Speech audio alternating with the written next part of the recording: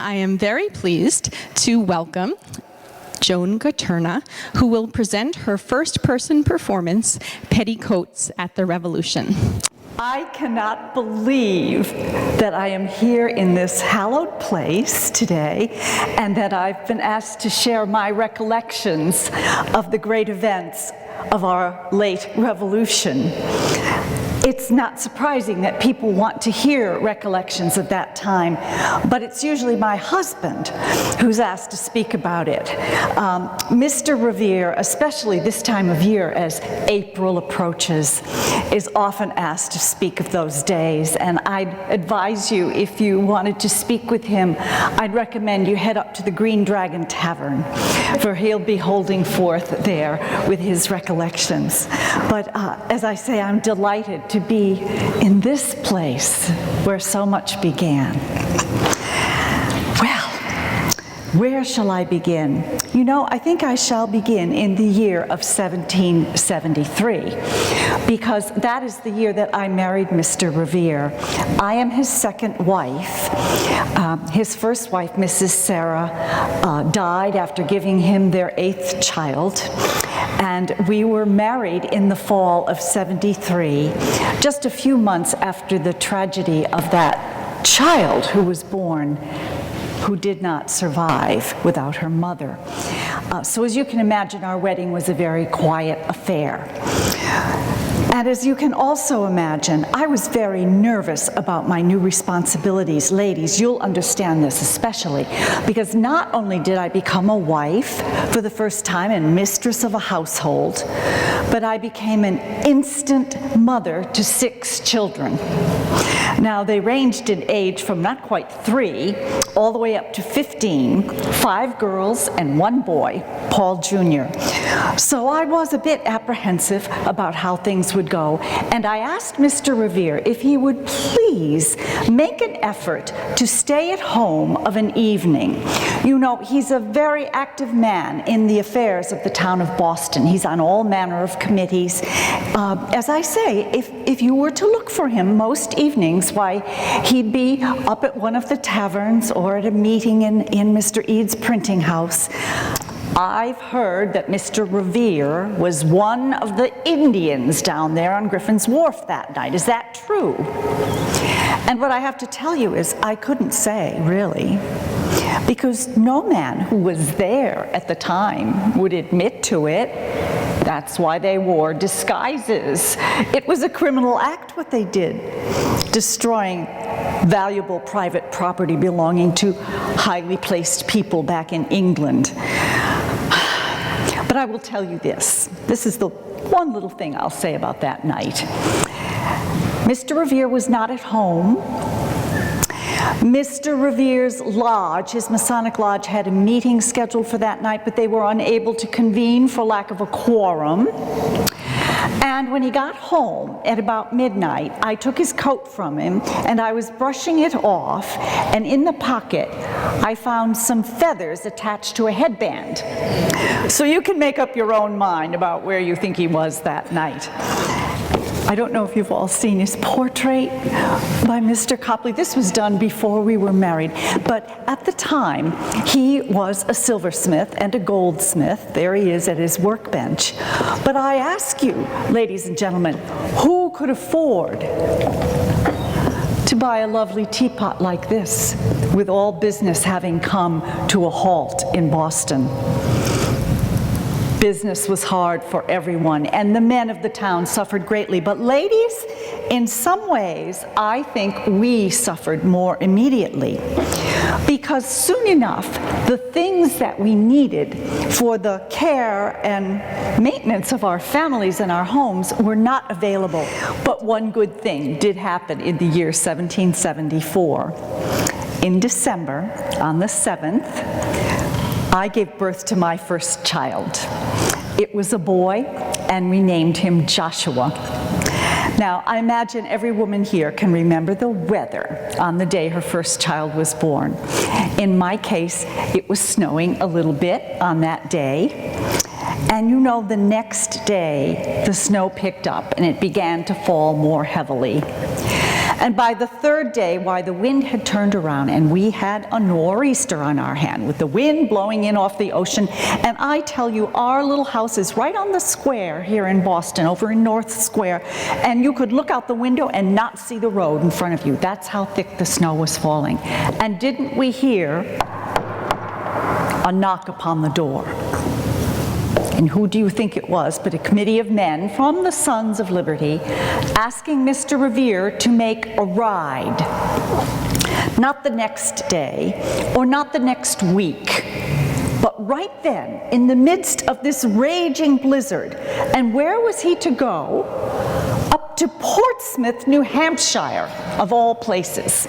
And General Gage was concerned that the men of New Hampshire might get ideas about seizing that fort and all that was in it. So he was sending a shipload of soldiers up the coast to secure the fort. Now, our sons thought that if they could find a good, reliable, fast rider to get up there ahead of the ship, he could warn the men of New Hampshire and they would do their duty. And it was my husband that they asked to make that ride. There I sat by the fire with my 3-day-old child, watching my husband bundle himself up in as many layers of warmth as he could and head out into the face of that blizzard, not even being able to see the road, and off he went. Now, I will tell you, he arrived in good order. He did warn the men of New Hampshire, and being the patriots that they were, they rose up, attacked that fort, and seized all the gunpowder and the weapons and the ammunition. And you know, we later used that gunpowder here at our Battle of Bunker Hill. So we came to know about this mission out to Concord. And who do you think was asked to make the ride? Of course, Mr. Revere, who was now so experienced. Think on it. I'd been married to the man scarcely 2 years, and he'd been to New York, to Philadelphia, up to Portsmouth in the face of that blizzard.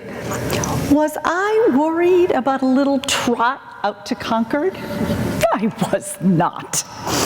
He left us on a Tuesday, and I really expected him to be back for supper on Wednesday night. I wasn't a bit worried, but he was worried.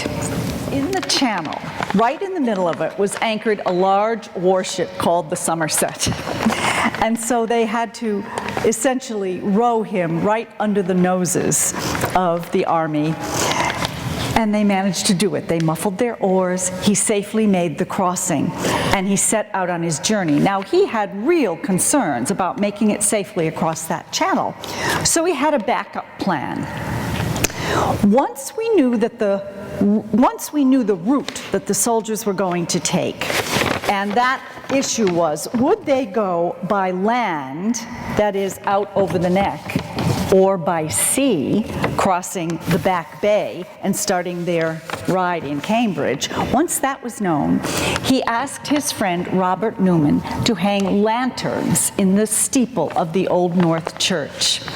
1 if by land, 2 if by sea.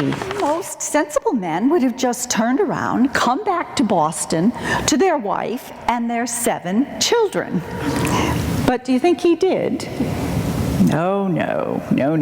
He said he was hungry after that long ride, and so he went back to the Lexington Green and went into the Buckman Tavern and ordered himself up a nice bowl of stew for a midnight supper.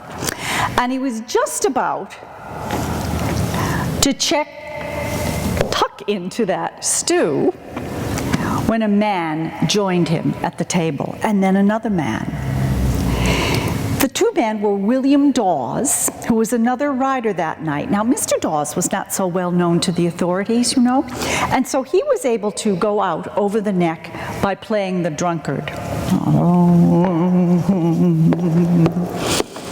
Officer, where he then got himself a horse and rode the other route.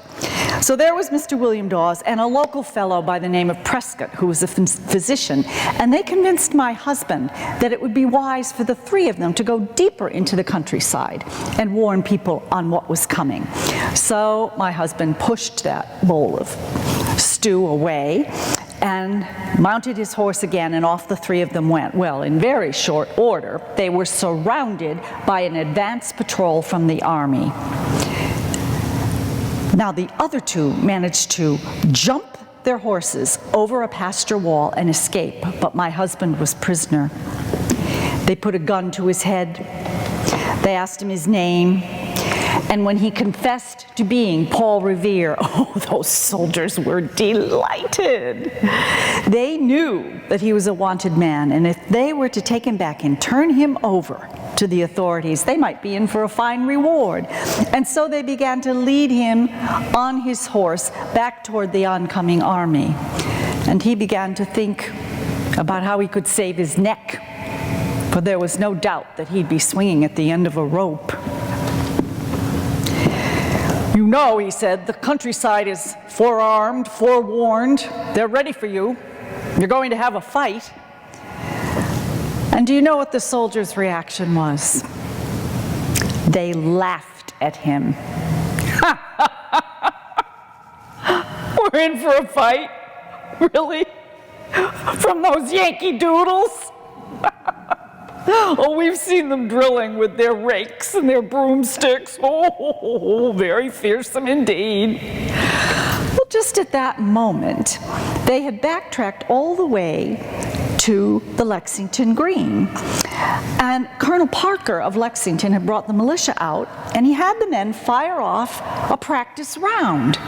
Now, they were on the road, the other side of a stand of trees, but there were no leaves on the trees yet. They could see the flash from the muskets. They heard the great roar. They saw the smoke. Suddenly, they knew Revere wasn't bluffing. There was resistance. And they decided that they'd rather have his nice, fast horse than him. So they put him off the horse, left him standing there, and galloped away. And by the way, that horse, that borrowed horse, was never seen again. And suddenly there was a great commotion in the square. We could hear voices being raised, wagon wheels running over cobblestones. And I sent one of the girls out to see what was about. She came back, she said, "Oh, Mother Rachel, there's wagon loads of soldiers, and lots of them are dead, and others sore wounded. Oh, they say there's been a terrible fight, and Revere has been captured." Just then, I heard the latch lift on the kitchen door, and it was my husband, come to tell me that he was safe, and he was in need of three things very immediately. First of all, something to eat, which I was able to give him. Secondly, he was in want of clean linen, which I was able to supply him with. But he also was in need of money. So on the morning of March 5th, when those ships down in the harbor, when the men on them woke up and looked up at the sunrise, what did they see? They saw George Washington, who'd now trained our militiamen into a real army, Henry Knox, who'd given them the big guns they needed, and the big guns themselves pointed down at the ships in the harbor, and my friends, it was over. It was over. Now, can we give a big huzzah to George Washington and Henry Knox? Huzzah! But I ask you, when you read about this event, do you ever read about me? To bring you up to date, I've given my husband, since those years, I've given him 7 more children. And my stepson, Paul Revere Jr., is now the silversmith in the family. So I can still lay a very fine tea table, and I invite you all to come over to the Revere House. Let me know you're coming, and I'll lay it out. And the tea that you're drinking will be brought by American ships who are now free to sail directly to China and come back here to Boston. And that's what the freedom is all about. Thank you very much for your kind